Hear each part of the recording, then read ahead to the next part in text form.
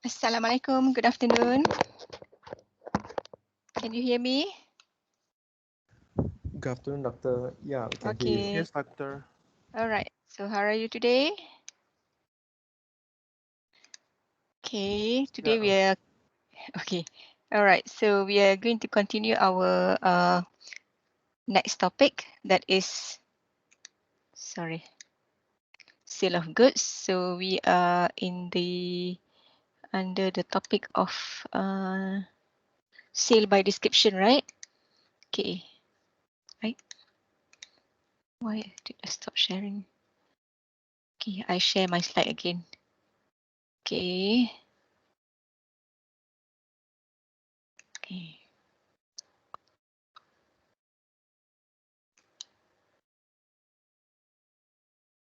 Okay, let me share my slide first.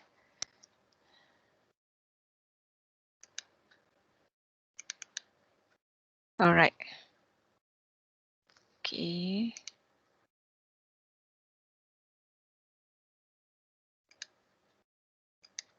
Okay, sale by description. So what does it mean by sale by description? It means that when you buy the goods, you just describe. Okay, it's either the goods is not there. So in order for you to get the good, you have to describe to the seller. Okay, for instance, I want to buy cold mineral water. Okay, that's mean you describe, you request based on your description. And the buyer has not seen the goods but is relying on the description alone. Or it can be you are buying something online. Okay, you did not see the real or the actual goods, but you just rely on the description. For instance, you are buying iron, cordless iron. Okay, so red color, for instance, or anything, any goods, which you just rely on the description that had been given by the seller in the website. Or the contract is made through telephone. Excuse me. Over the phone. Okay. For instance, you call Domino's Pizza. Okay, and then you start, giving order. I need cheese burst. Okay, what type of pizza? Pepperoni, cheesy pepperoni, or chicken pepperoni and whatnots. Okay, barbecue chicken. So that is you give this description. So description can be from either the seller or the buyer. All right, but basically in sale by description under section 15, it happened when the seller did not see the goods. The goods is not there. Okay, but in certain situation, even though there is a goods, but it can still be called as a sale by description. So we will look at the situation later. All right. So in the sale by description, there is an implied condition. Implied condition meaning that absolute condition that the goods must correspond with the description. So the seller must fulfill the buyer description, or the seller must fulfill the description that he himself give in the website. Okay, so if the seller got the goods which is failed to comply with the description, for instance, the seller bought the iron. Okay, based on the description given by the seller in the website, the iron is cordless. But when the seller delivered, the buyer found that the iron is cable, not cordless. So that's mean the seller had breached the condition. Okay, remember what happened if the seller, if the contracting parties breach the condition under sale of goods contract. So condition and warranty, breach of condition, that's mean the contract can be terminated by the innocent party. If you are a buyer, you got the goods, you receive the goods which is not up to the description, up to your description or up to seller's description. So you can actually return the goods and get back your money. This is under section 15. Okay, implied condition meaning that the seller is under an obligation to fulfill the description given. All right. Sale by description may be divided into, okay, what I have mentioned just now, sale of uncertain or future goods. Uncertain or future goods meaning that you have to order the goods. Okay, so when you buy the goods is not there, you have to order. Okay, future goods. And then, or sale of specified goods. Okay, sale of specified goods meaning that the goods can be identified when the sale transaction take place. Okay, that's mean you have seen the goods. You know the goods have been identified, but bought by the buyer in reliance upon the description given by the seller, meaning that the seller had described.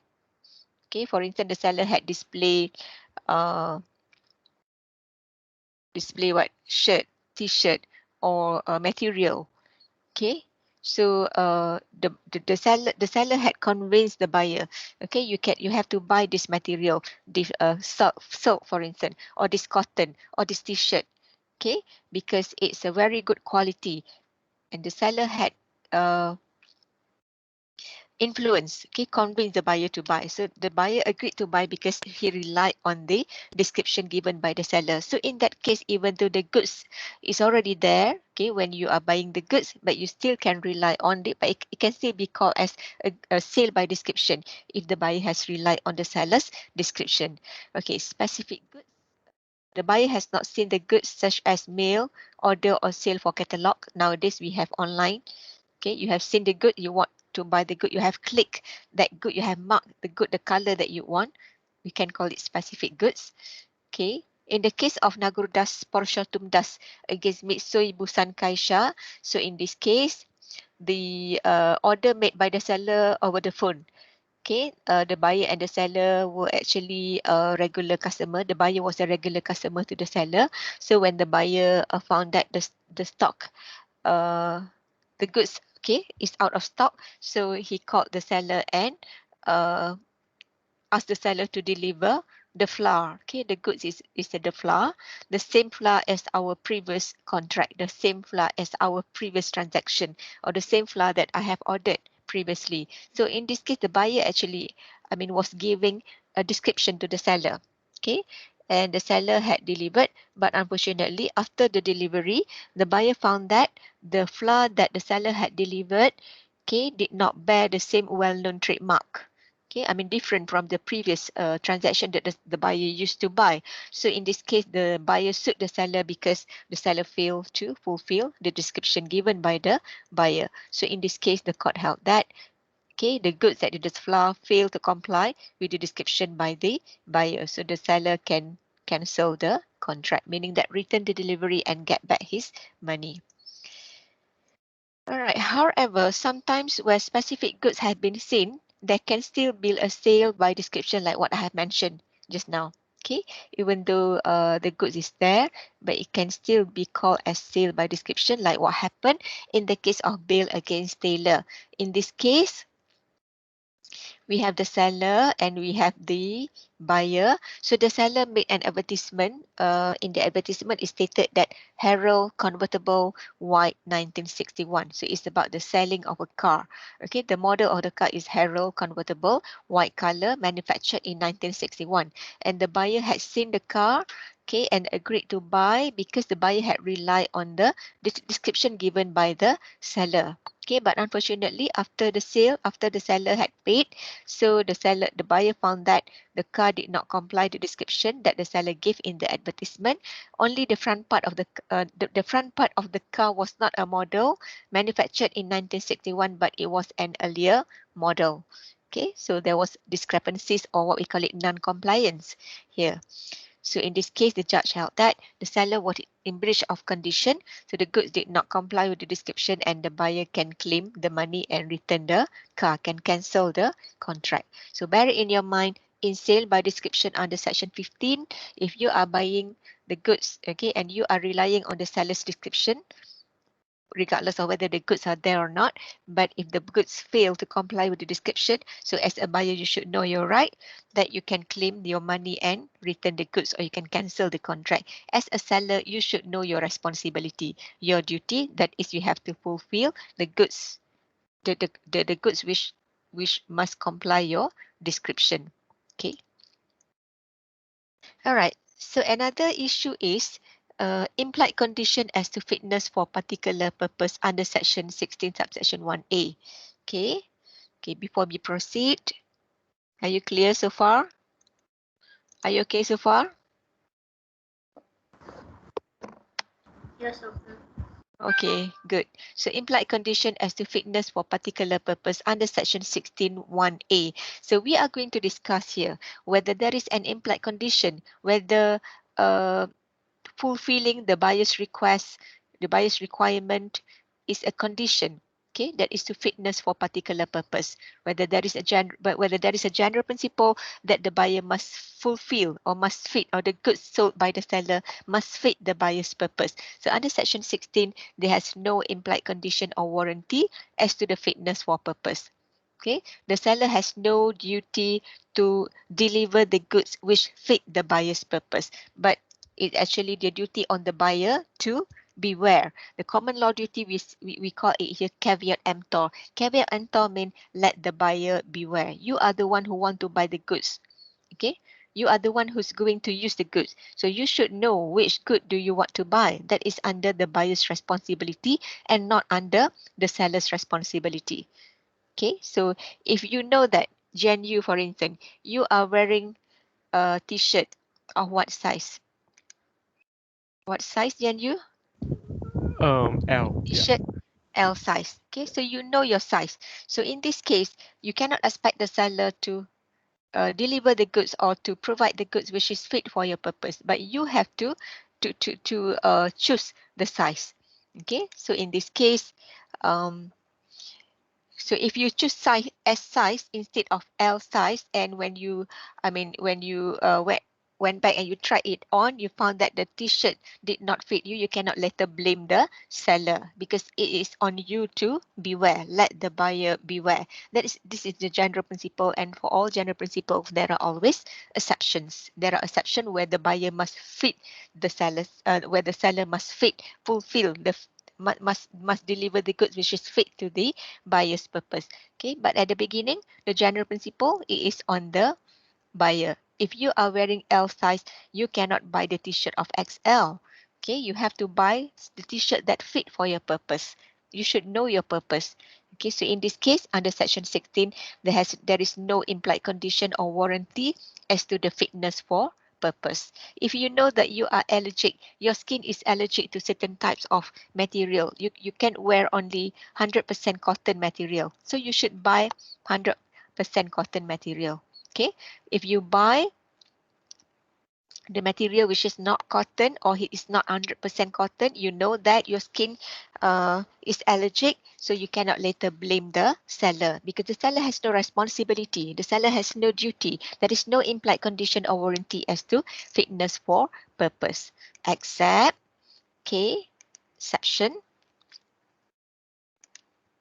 So the exception is, when I said exception, that means the seller must fulfill the buyer's purpose in the following circumstances, in the following situation. The first, when the buyer expressly or impliedly inform the seller the particular purpose for which the goods are required. Let's say you are the buyer and you have already told the seller, okay, I'm wearing S size, so I need only S size. Can you find it for me? So in this case, the seller must fulfill the buyer's requirement, because the buyer has already stated, expressly stated, or impliedly. Okay, or let's say the buyer showed the seller, I cannot wear, okay, I need your assistant to find the cloth which is suitable to my skin, and then the buyer showed the skin to the seller. So in this case, impliedly, the seller must find the material that suit the buyer's skin.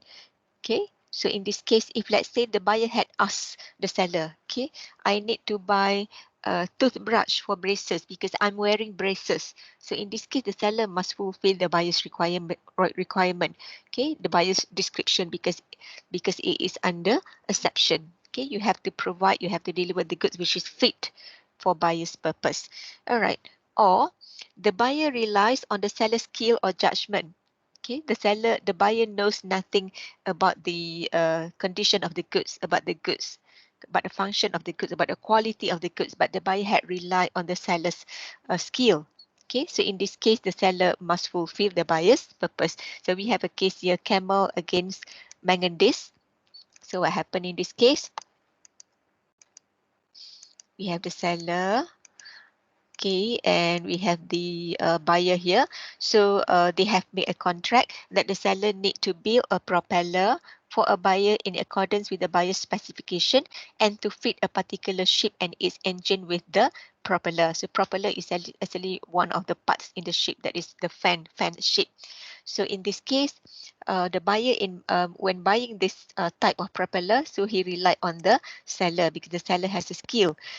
Unfortunately, the propeller did not suit the ship's engine. When the seller delivered, the buyer found that the propeller did not suit the ship's engine. So, in fact, the buyer had already stated the purpose of why did he buy it. So, in this case, the judge held that the seller was liable for breach of implied condition since the buyer had informed the seller of the purpose for which he required the goods. Okay, the buyer has already stated he need the goods, but he has to rely on the seller's skill, and he had relied on the seller's skill and judgment. So if the seller failed to fulfill the purpose, the seller will be liable. All right, and here the goods are bought by description from a seller who deal in the goods of that description. Okay, you are buying electrical goods and you are referring to the expert.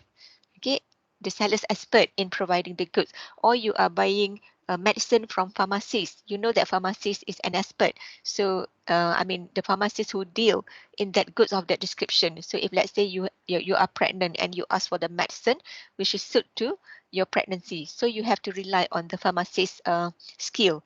Okay, who deal in the goods of that description. All right. If the goods have only one purpose, no further indication required. If the goods have only one purpose, for instance, I give you a very simple example, toothbrush. We know that toothbrush is only one purpose, that is to brush your teeth. So you don't have to highlight your purpose of buying the toothbrush. You don't have to say that I need a toothbrush. Okay, so that I can use to brush my teeth. You don't have to expressly state it or expressly said it to the seller, because we know that the toothbrush is only one purpose. But if for special purpose, like what I said, toothbrush for braces, so you need to say it out. It should be clearly indicated so. Okay, so if you need something special, you have to confirm, you have to clarify, you have to explain to the seller. Okay, for instance, an iron. The normal iron is cable, but if you need a special iron like cordless or steam iron, so you have to indicate it clearly. And this condition, that is the fourth condition, not applicable if the buyer asks for specific goods under patent or trademark. Okay, if patent and trademark, so the seller is only the mediator or the middleman who provide that patent. And if anything happen, not had anything not, I mean, if you found a defect on the, I mean, trademark or patent, so in this case, you have to deal with the supplier. Okay. All right. So next. Okay, how about the second issue? Just now is about fitness for particular purpose. Okay, fitness for purpose. General principle, the seller has no obligation to provide the goods or to deliver the goods which is fit for the buyer purpose unless if the buyer had stated clearly under that 5 situations. Okay, but implied condition as to merchantable quality. How about implied condition as to merchantable quality? What is meant by merchantable quality? In bahasa, we call it kualiti boleh dagang. Okay, the goods that you want to sell must have something that have value or quality. Generally means goods sold are fit for the particular use to which they were sold, meaning that you bought the goods and the goods can fulfill the purpose why, I mean the purpose of its use. Okay, the goods are fit for the particular use. So in this case, let's say you are buying a pen. What is the purpose of the pen? Is to write. Right, the pen is for writing. So let's say after using for 5 minutes, the the pen is out of ink. So that pen is not of merchantable quality. So merchantable quality does not mean that the goods is expensive. Okay, it means that it fit for the particular use to which they were sold. Okay.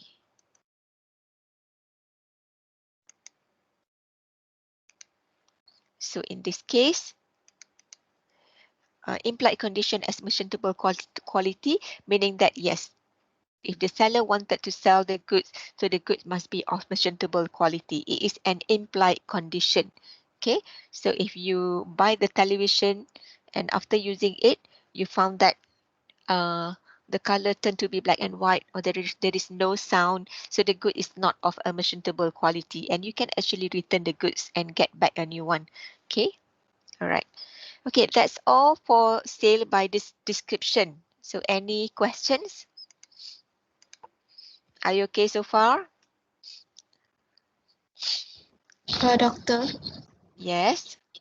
I think you have turned off the sharing screen. Oh, okay, sorry.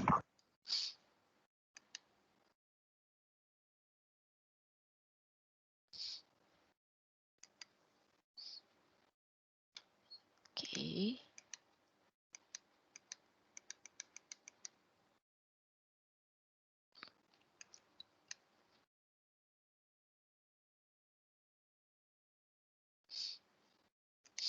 Okay, so that's all for sale by description. All right. Okay, so now you know you're right. If you are buying from Lazada or from Shopee, okay, if you got the goods which are not fulfill their description, so you have a right to return the goods. Okay, let me share it again. Yeah. Next is sale by sample. Okay.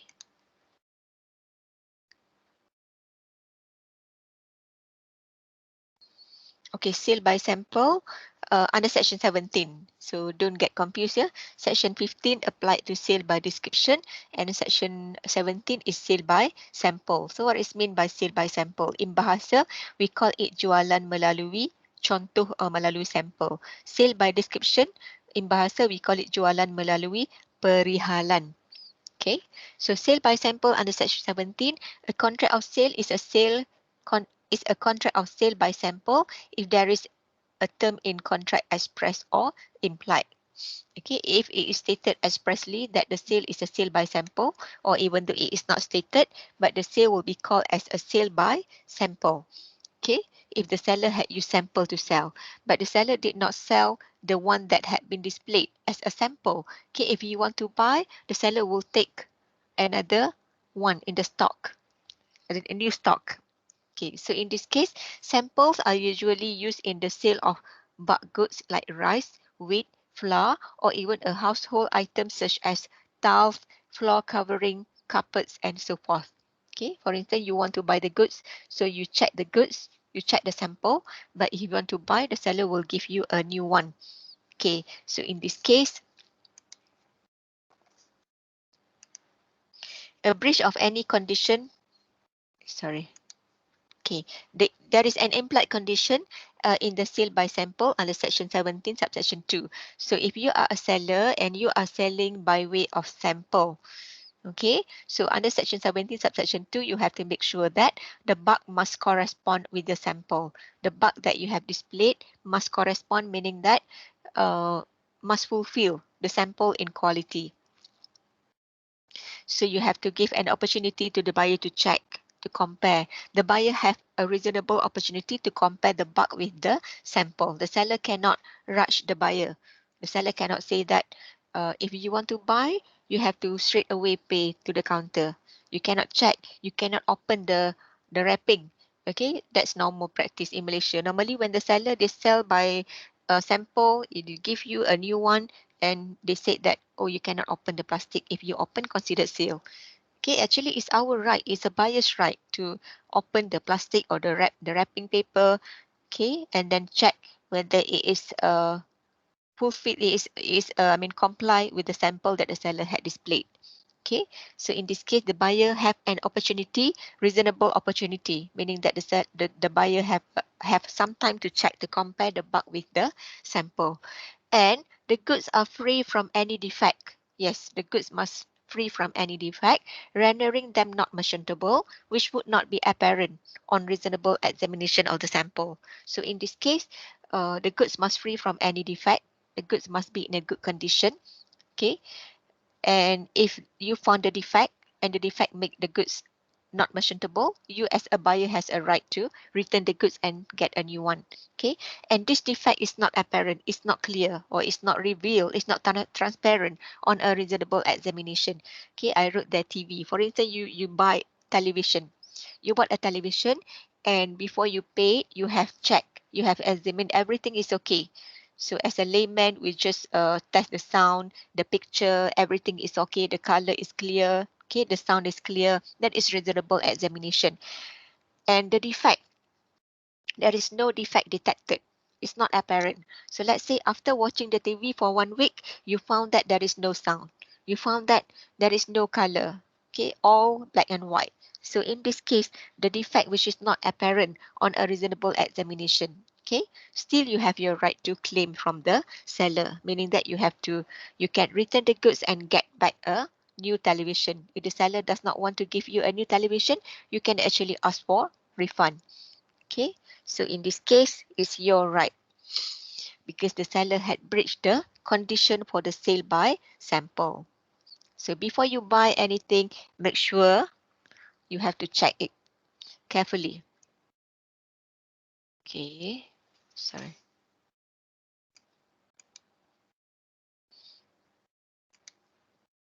All right, a breach of any condition above will entitle the buyer to reject the goods. Okay, it's your right.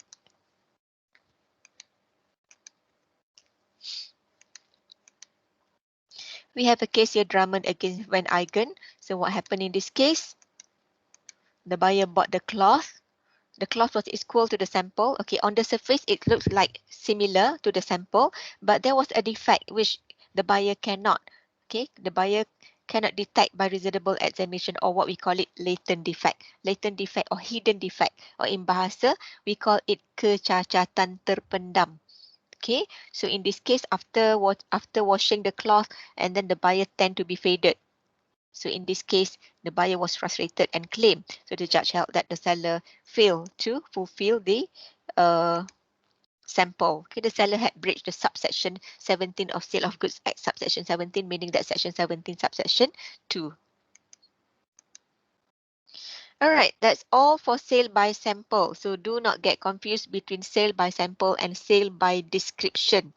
Student always get confused. Okay, when I give a final exam, yeah, the sale is actually sale by sample, but you use section 15, okay, to solve the issues, or another way around. The question asks about sale by description, but you use section 17. When you use wrong section, so the wrong answer, the whole answer will be gone, yeah, for that issue. All right. So next, any question before we proceed, guys? Are you here with me? Yes, doctor. Yeah, no Okay, question. everything clear? Yeah. All right. Okay, transfer of title. So under the sale of goods, okay, we know that the definition of sale is actually to transfer of title, meaning that you transfer the ownership. The seller had transferred the ownership to the buyer. Okay, not only transfer the goods, but the ownership over the goods had been transferred. Okay, the fundamental rule or the general principle is no one can give what he has not got. No one can give what he does not have. No one can give something which does not belong to him. Okay, you want to sell the car, you have to make sure that you are the real owner of the car. If you have stolen the car, you cannot transfer. Okay, so in this case, let's say my example that I have written here, A is the real owner. Okay, and B bought the car from A. So B is the actual owner and B can sell it to C. But let's say B did not buy the car from A, but A said to B, okay, please uh, look after my car. I'm going outstation. Okay, I'm going away. So in this case, B is under the car is put under the possession. The car is placed under the possession of B, but B was not the real owner. So in this case, if B sold it to C, so C cannot own the car. Why? Because he had bought, okay, from B, who is not the real owner. Okay, so B cannot transfer the car because B has no ownership. B is not the real owner. So under this situation, we are going to discuss, okay, on the issue of transfer of title from the person who is not the real owner. So what is the position of C here? If let's say C is a bona fide, C is a bona fide or good faith, buying the car from B in good faith, and C does know nothing about the previous arrangement between A and B. C does not know that B was not the real owner. So what is the position of C here?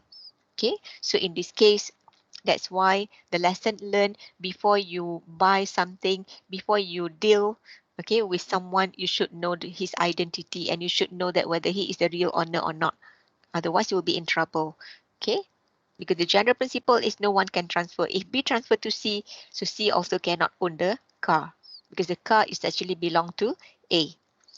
All right. We have the maxim here. The maxim of no one can transfer something that he does not have. Okay, in legal Latin word, they call it nemo dat quod non habet, which means that no one can transfer a better title than he has himself. So let's say B, if B had stolen the car from A, he cannot transfer a good title to C. The car is still the status, the status of the car is still the stolen car. So that's what we call it nemo dat quod non habet. Okay, the seller cannot sell the good which does not belong to him. The buyer has no ownership, meaning that C here cannot get the ownership, even though he is a bona fide, meaning that he is good faith or suci hati, bona fide purchaser for value. For value meaning that even though C had paid for the car, C had paid for the price for value without notice of the previous transaction between A and B, without notice that the car had been stolen from A, or without notice that the car had been borrowed by B from A. So if you are C here, you cannot say that, oh, I know nothing about this because I am bona fide. So I thought B is the real owner. You cannot give such an excuse because as far as the law is concerned, the law will protect the right of the original owner, that is A. So you have to return the car to A. All right, so this is the general principle. For all general principles, there are always exceptions. So what are those exceptions? We will look at them later. All right. So that is the principle of nemo dat under English law. Okay, remember what is meant by nemo dat quod non habet. No one can transfer something that which is not belong to him. All right. So according to section 27 in Malaysia, we also have such kind of principle under section 27, that is sale by person not the owner. So Contract Act 1950 had made a provision. Okay, if the goods have been sold by the one that who is not the owner under section 27, which is similar to the application of nemo dat principle. Section 27 states that where goods are sold by a person who is not the owner and who does not sell them under the authority or with the consent of the owner. Okay, like in the case of B just now, he sold the car to C, okay, without consent of A or without the authority given by A. So the buyer acquires, the buyer here that is C acquires, meaning that the buyer can get, okay, no better title to the goods that the seller had. So in this case, C cannot retain or C cannot own the goods. Okay, because the good was a stolen good. So section 27 is for Malaysian, okay, under our Malaysian law, contract law, and English, they have their nemo dat quod non habet principle. Okay. So the buyer does not acquire a title even if he has paid value in good faith. So the C here, even though he is a bona fide, even though he is in good faith, okay, and even though he had paid full payment, but he cannot retain, cannot own the goods. The object here or the aim here or the justification is to protect the right of ownership so that if goods are stolen and subsequently sold, the right of the original owner is retained. So the what we call it, the aim of nemo dat, the aim of section 27 of Contract Act is actually to protect the right, the position of the original owner, even though the good is subsequently sold. Let's say B stole the car from A, okay, and B sold it to C, and C sold it to D, and D sold it to E, okay, but all C, D, and E cannot own the ownership, okay, cannot own the car and has to return to the original owner. So it's to what we call it, to protect the original owner. That is the general principle. Okay. So the general principle. Now we come to exceptions, meaning that when I said exceptions, the original is B. Let's say B stole the car from A and sold it to C. Okay. The general principle states C has to return it to A, because we want to protect its position. But under the exception, C here can retain the possession. C here can retain the ownership. Okay, so under what circumstances, under what condition, C as a bona fide purchaser for value without notice can retain the ownership. So under this following 6 circumstances. A, estoppel. Okay, we are going to discuss one by one all this situation. A by estoppel. Estoppel in bahasa main persekatan. Estoppel like what we had discussed under the agency by estoppel. Okay, remember agency by estoppel, how it can be created? Meaning that the principal is precluded or estopped from denying the agent's authority. Okay, so in this case, when we want to apply in the perspective of sale of goods, where the owner of the goods is by his conduct precluded. Precluded means prevented or precluded, estopped, disekat, dihalang from denying the seller's authority to sell. Okay, so in this case, the owner's conduct make it appear to a buyer that a person who sells the property has an authority to do so. Let's say A said to B, okay, I gave it to you, this car, as a gift, as a present, as a birthday present, for instance, and you can use the car wherever you like.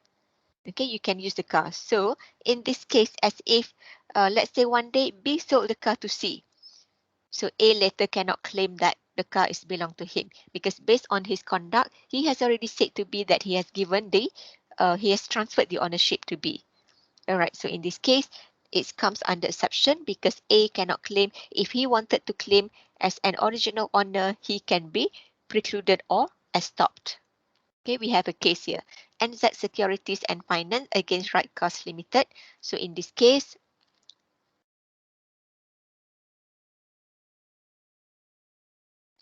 so we have A, B, and okay, so what happened here, A and B? A was the seller and B was the buyer here. A sold a car to B and B paid by check. Okay. And it was agreed by both parties, A and B, that A will give possession of the car upon payment by check, meaning that even though even though B paid by check, so A can transfer the ownership, give possession meaning that A can deliver the car to B. So property in the car will pass until the price received. So in this case, okay, and B paid by check and sold the car to C. All right. So in this case, okay, so you understand what does it what the story all about? A sold the car to B and B paid by check. Okay, when B gave the check to A had give possession to B.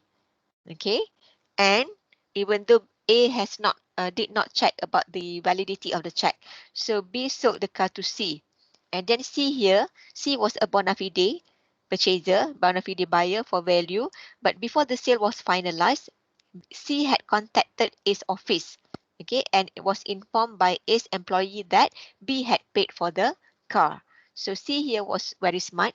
He wanted to make sure everything is okay, is clear. So he called A's office and was informed by A's employee that everything has been cleared between A and B, okay, meaning that B had paid. But unfortunately, the check was bounced. Okay, so the check was bound and A now uh, A now wanted to claim from C to return the car to him. Okay, so in this case, actually when C called A and when A informed C that everything is okay, okay, B had paid, the total price of the car. So here, when A later want to claim, A can be precluded by his own conduct. Okay, because he has already informed C that everything is okay. Okay, so in this case, okay, and then when A wanted to repossess means take back the car. So he was not satisfied. So C sued A, claiming A was precluded, was estopped by his conduct from denying B's authority to sell. Okay, so in this case, it was held by the judge that C won the case. C means that the latest buyer. C won the case. A was precluded or was stopped by his conduct from denying B's authority to sell, so that the title had passed to C. Okay. All right. So in this case, if the attitude of the original owner, if the conduct of the original owner, okay, can be precluded from claiming the ownership of the goods, so it can come under exception. All right. And the second exception is sale by mercantile agent. Mercantile agent meaning that agent perdagangan. Okay.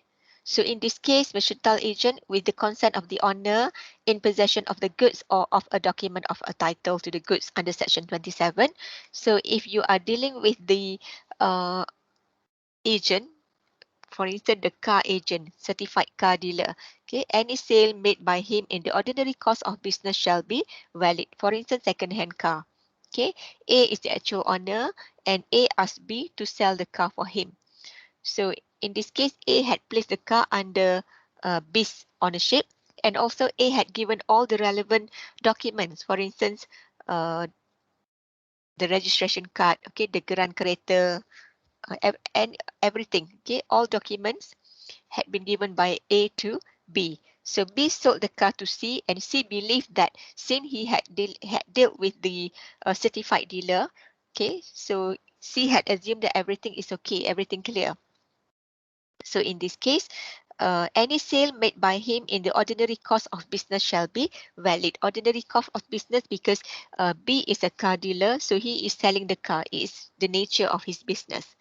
Okay, so in this case, C can retain the ownership of the goods, meaning that C can own the car and A cannot claim the car from C because it is under exception. So if you are dealing with a car dealer, okay, you can actually rely on the authority given by the actual owner. So second-hand car dealer. So the sale will be valid provided if it is from the nature of the car dealer's business, ordinary course of business. But if let's say B is a car dealer, but he sold something that is not within the ordinary course of his business, for instance, a computer, for instance, anything, okay, which is not a car. So it's not within the nature of his business. So in this case, the bona fide purchaser that is C here cannot claim the ownership because he is dealing with an agent who has doing something which is not in the ordinary course of his business. All right. Okay. So that is the second situation that is under section 27, sale by mercantile agent. And in order to make sure um, the what we call it, the bona fide purchaser can retain the goods, the ownership of the goods. So you have to fulfill requirement under section 27. At the time of disposition, at the time of the sale, the agent must be in possession of the goods or document of title, meaning that when you are dealing with the car dealer, the car is with him under his possession, and the agent also have all the documents of title. Okay, possession with the consent of the owner. So the agent had possessed the goods with the permission of the owner. The buyer acted in good faith, meaning that you are the buyer, you have acted in good faith. You really want to buy the car and you know nothing about the previous transaction between the car dealer and the owner. And disposition is made when acting in the ordinary course of business of a mercantile agent. Okay, he is doing something which is within his nature of business. We have a case here, Fox against King. In this case, Fox, the real owner, give possession to the mercantile agent and asked to sell at a price of not less than £575 sterling. And the agent sold the car at only 340 sterling, okay, to King. So King is the bona fide buyer here. All right, and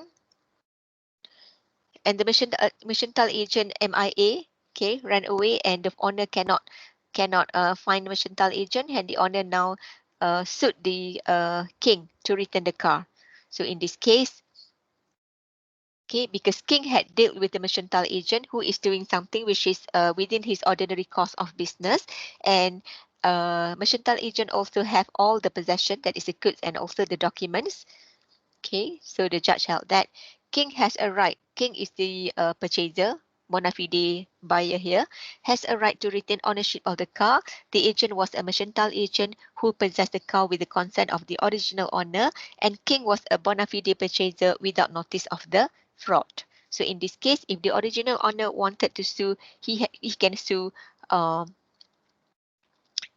agent, okay, but not the third party, not the bona fide buyer. All right. Next, sale by one of the joint owners under Section 28.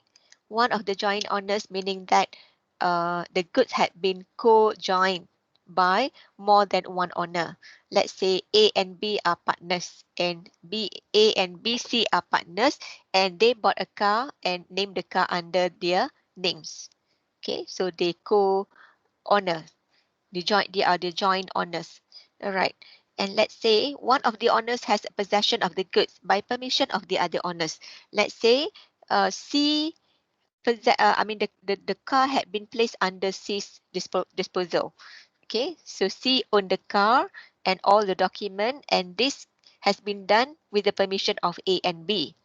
All right. And one day, C sold the car to D. D is a bona fide purchaser. So D can own the car, meaning that does not have to return the car if A and B claim it from him, because it is a sale by one of the joint owners under Section 28. Okay. Okay, next, sale under avoidable contract under Section 28. So we have already discussed, okay, I have shared with you the voice-over slide for voidable contract. What is meant by voidable contract? The contract can be avoided by the innocent party because of the presentation, because of the existence of certain elements such as fraud, coercion, undue influence, misrepresentation, and mistake. Okay, so under this sale by avoidable contract, where a true owner transfers to the seller's possession of the goods through fraud or other factors that are avoidable. Okay, so the seller may pass a good title to a bona fide purchaser so long as the contract has not been rescinded by the true owner at the time of the sale. Okay, so what happened here? Let's say A is the true owner. Okay, and A and B here got the car from A, has taken the car from A by voidable contract. For instance, B had cheated on A, okay, or B had forced A to give the car to him. This is under voidable contract. So A agreed. A signed the contract because he was afraid that B will hurt him, that B will kill him, for instance. B had threatened him.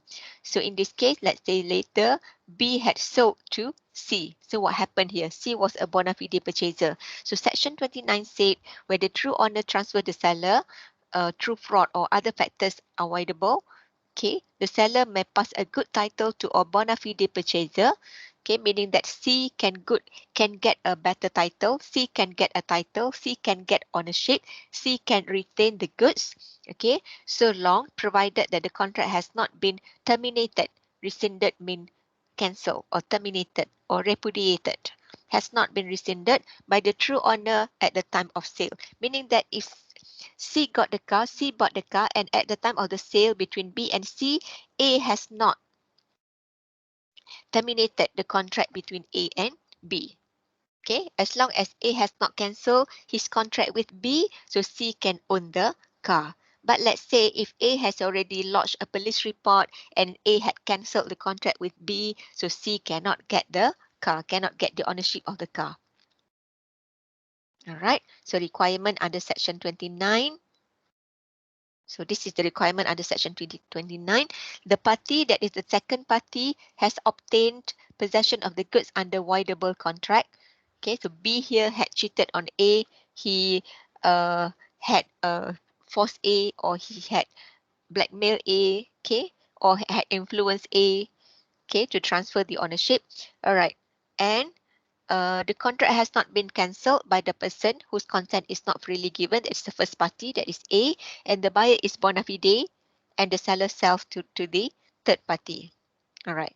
So in this case, we have a case here, Car and Universal Finance against Cardwell. So what happened in this case, like the requirement just now, Cardwell sold the car to Norwich, all right, and paid by Norwich by check, and 10%, 10 pounds deposit. Paid 965 by check, and he paid 10 pounds deposit. All right. And the Cardwell here found that the check was bounced, immediately made a police report and avoided the contract with Norwich. So this case, the seller here, the owner here, the original owner here, that was Cardwell, he was very smart. Once he found that the check had been bounced, he had lodged a police report and cancelled the contract to Norwich. And Norwich sold the car to Car Universal. Okay, so when Cotwell wanted to claim his ownership back, so in this case, the judge held that the contract was voidable, can be invalidated, can be cancelled.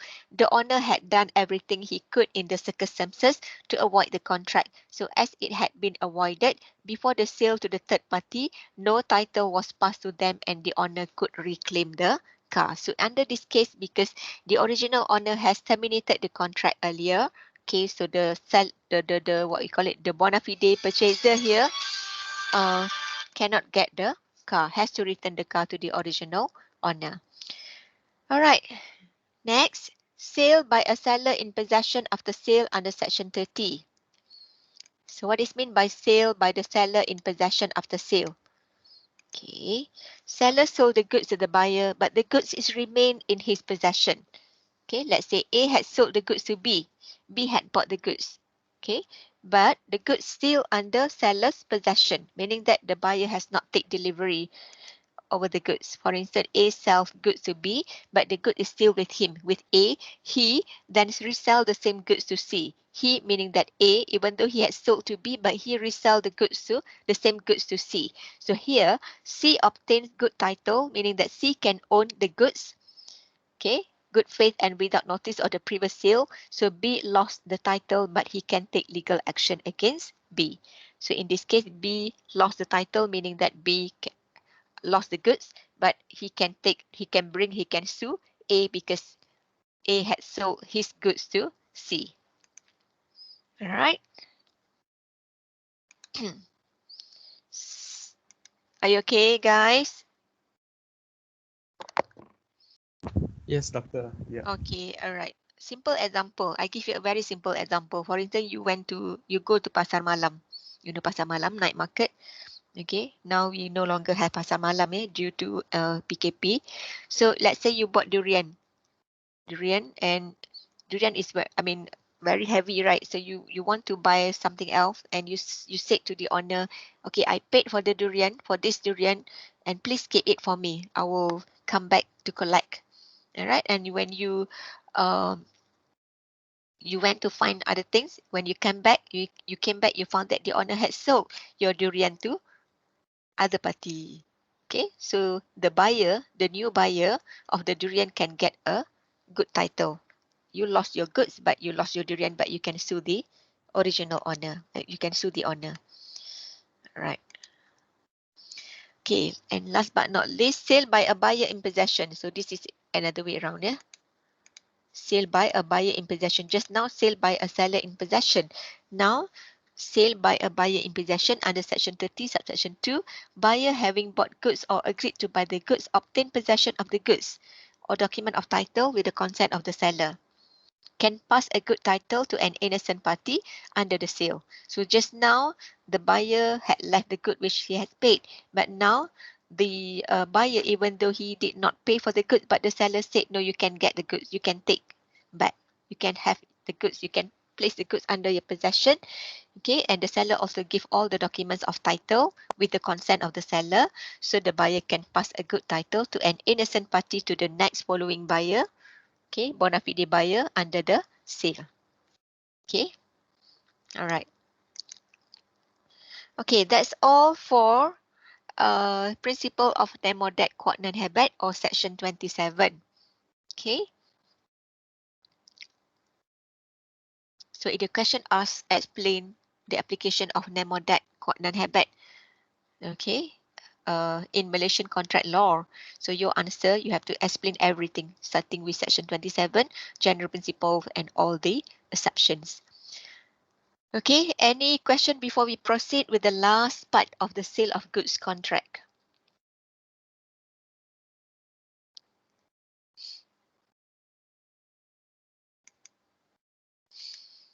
Okay, No, let's doctor. Yeah. let's proceed. Rights of unpaid seller against the goods. Okay, you are the seller, you have sold the goods to the buyer, but unfortunately the buyer failed to pay. Okay, so what are your rights? Okay, you have three rights. According to Malaysian contract law, you have three rights: right of lien, right of resale, and right of stoppage in transit. Right of lien meaning that you have a right to hold the goods. Lien means hold the goods. You have the right to hold the goods. You have the right not to release the goods until the buyer had settled the total payment of the goods. Okay, right of lien. So you have a right of lien. Right of resale, meaning that you found that the buyer failed to pay for the goods, so you can resell the goods to other party. Okay, you can give a certain period of time for the buyer to settle the payment, but still if the buyer failed to settle the payment, you can resell the goods to other party, to the next buyer. Or right of stoppage in transit. Stoppage in transit meaning that, let's say you have delivered the goods, okay, but you ask the buyer to pay according to what the buyer had promised to you, okay, but the buyer still failed to pay the goods, so you can actually have a right to stop the goods from delivering to the sellers, to the buyer's place. Right of stoppage in transit. In international sale, for instance, you have delivered the ship by vessel. You have shipped the goods to the buyer's country. Okay, let's say you are in Malaysia and you have shipped the goods to the seller in uh, where? In UK, for instance. Okay, but when the goods had been transit in Singapore and you ask your buyer to pay, but the buyer failed to settle the payment as promised, so you can give instruction to stop the goods in Singapore. Okay, that is right of stoppage in transit. All right, so that's all for the topic of sale of goods. Okay, law students studied sale of goods contract within one semester. There is actually one course, one subject by its own, yeah, sale of goods law. But you studied within few hours only. Okay, that's why what we have covered is actually on the surface only. There are a lot of issues for a sale of goods. Okay, guys, any questions?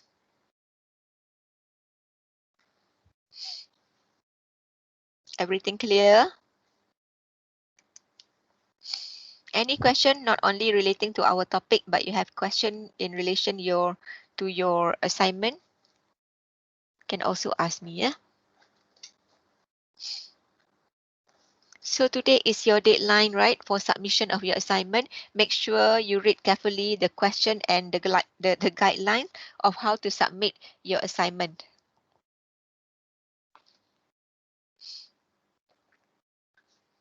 So we are supposed to have a presentation by group 5 today. Group 5, are you ready? Yes, doctor. Okay, good. So I give you about 5 minutes to prepare. Oh, Jianyu, you are from group 5, eh? Yeah. Okay, Group 5. Thank you, doctor. okay.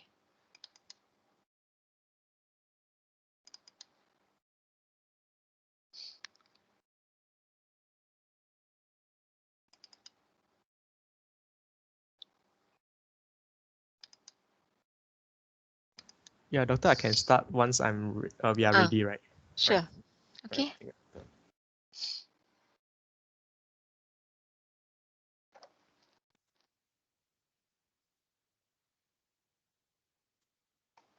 Good afternoon to Dr. Rasmawani and fellow friends.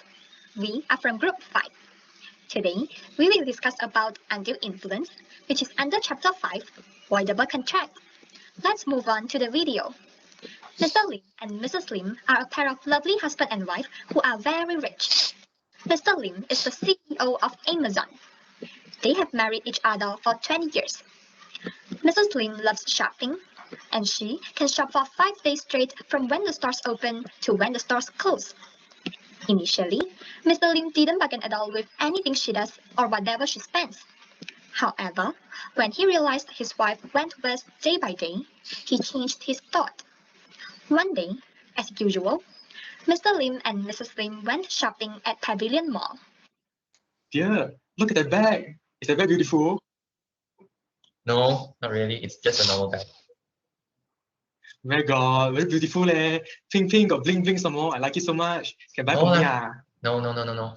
Stop buying this bag already. It's very expensive, you know. You just bought a Gucci bag last week. My dear, you don't love me already. I like it so much. It's only 2 million ringgit. Please buy for me lah. No, please. Stop being a spending monster, please. Why? I like it so much. You better buy for me. I'm angry now. No, I don't care. Whatever. Fine then. Fine. Mrs. Lim was very angry, and Mr. Lim chased after her to apologize. Yeah, please forgive me. I'll buy for you, please. Please forgive me, dear. Please. Please, dear. Mrs. Lim ran away, and Mr. Lim chased after her. A high-speed lorry hit Mr. Lim, and Mr. Lim was critically injured. Don't follow me. I'm angry now. You don't buy for me. I said already. Please, dear. Dear, what happened, dear? Can you hear me, dear? Wake up, wake up. Don't leave me alone, wake up. Dear, I'm so sorry, dear. Dear. Later. After they have arrived at the hospital, the medical staff admitted Mr. Lim to the intensive care unit due to his severe situation. After diagnosing, the doctor informed Mrs. Lim that a large part of Mr. Lim's heart had stopped working. Thus, she needs to prepare for the worst. Aboya, this company is your effort for so many years, and you try so hard to achieve today's success from nothing. Can you bear to watch it destroyed by a stupid wife who knows nothing about the company? So, take my advice. Pass your company ownership to your dearest sister. We are your siblings, and we worked so hard to help run your company for so many years. We know every structure and operation of your company. Surely better than your stupid wife who cares only about his useless pet. It's all your fault. If you didn't argue with our brother, didn't ask him for the bag, he won't be injured. It's all because of your extravagance. You are unsuitable to manage the company. You are knowing nothing about the management of the company. We have a better qualification to own and manage the company. So, until now, I think you already know what to do. The bill writer is just outside the room. I'll call him in and make sure you don't disappoint me. Okay. Hello, Mr. Lim. My name is T. I'm the will writer instructed by Miss Lim Yuanjing to write your will. So now I will read out your will.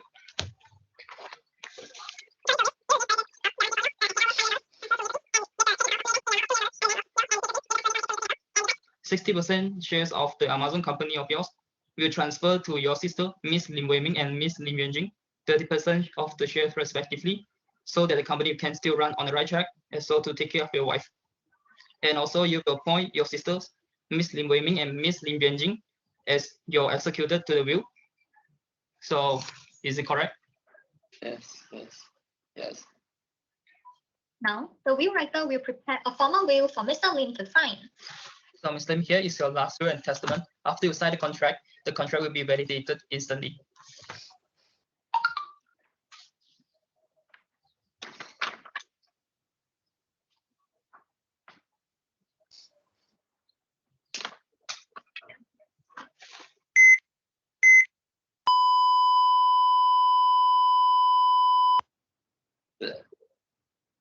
No, dear, don't leave me alone.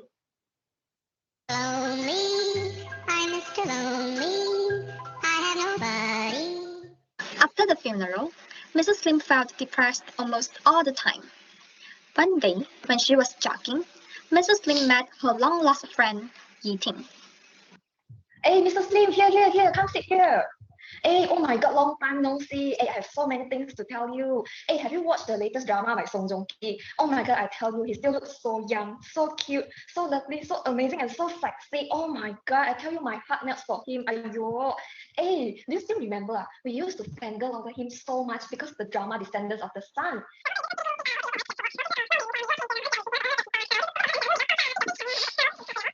Hey, nee. Satu roti telur, please.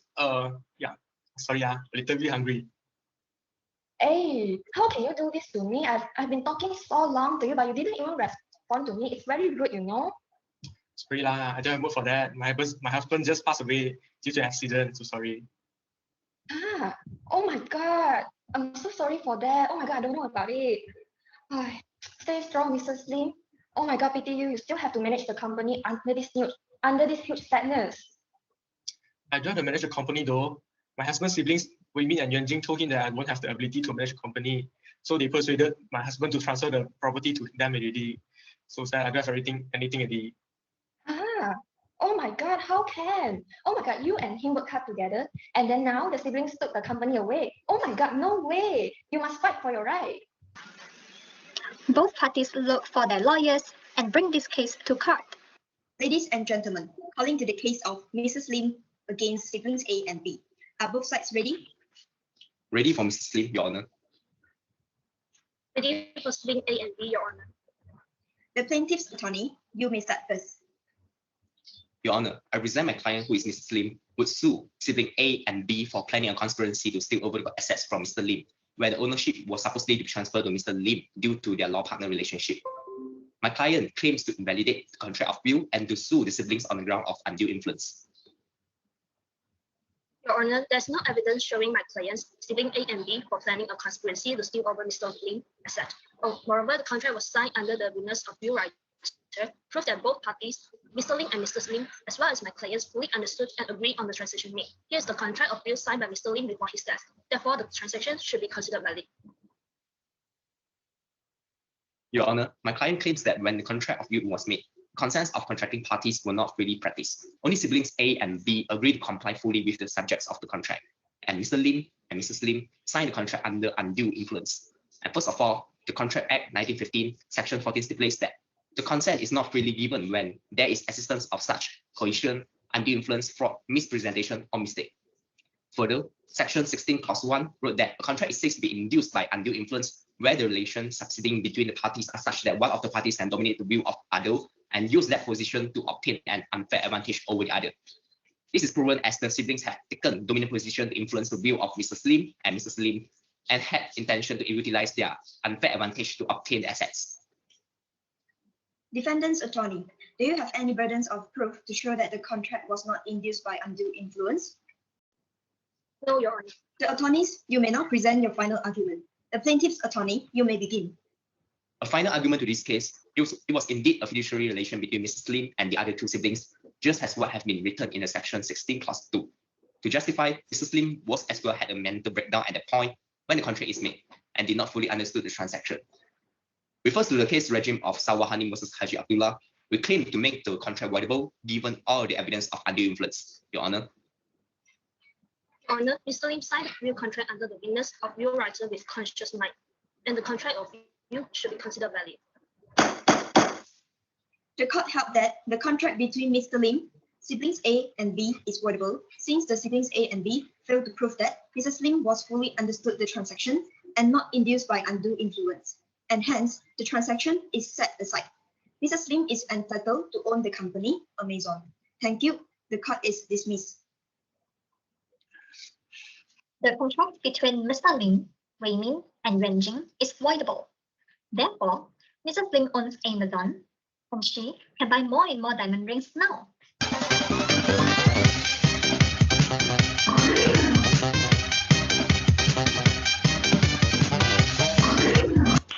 Nice.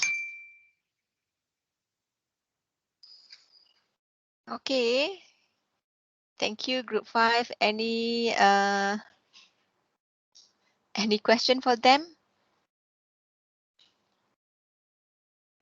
If there is no question, I will share with you the QR for today's attendance. Today is 11, right? Yes, Doctor. Yeah. Okay.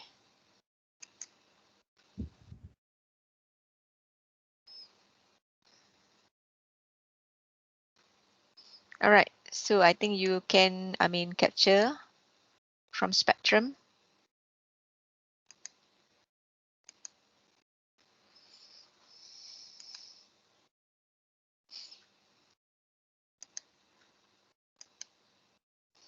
Okay, if there is no questions, I hope that's all for today, and I will see you next class after Raya.